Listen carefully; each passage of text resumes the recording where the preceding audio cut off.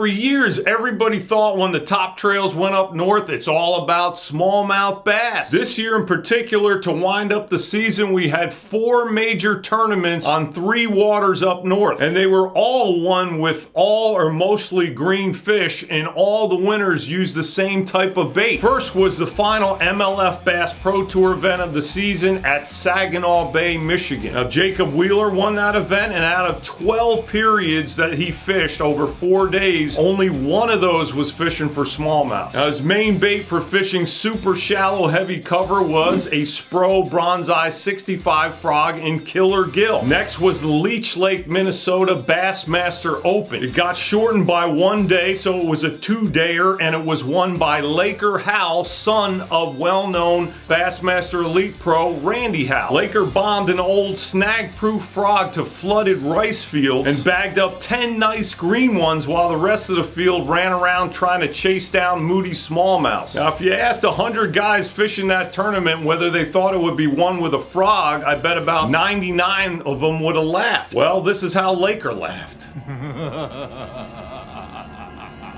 Now, the next big tournament up north was the Bassmaster Elite Series event out of La Crosse, Wisconsin on the upper Mississippi River. It was won by a guy who knows that part of the river well, Wisconsin's Patch Slopper. Some bad weather rolled into that tournament, like wind and a cold front, so most of his fish, Pat's fish, were caught flipping a black creature bait. But one of his baits was a Spro Bronzeye frog. And the last big event we had up north was the MLF Tackle Warehouse Invitational Championship, also on the upper Mississippi River out of La Crosse, and it was also won by a Wisconsin guy, Steve Lopez. And guess what one of his baits was? Yup, a frog, in his case a gambler walking frog. Now, you might have noticed that Steve's and Pat's frogs were a similar brownish color. Apparently that color's the deal up there, and it's a low-key color that's working all over the place for several folks like Jason Christie. You know, one of the colors that I think if I had to just pick one to throw all year long, it would probably be this one.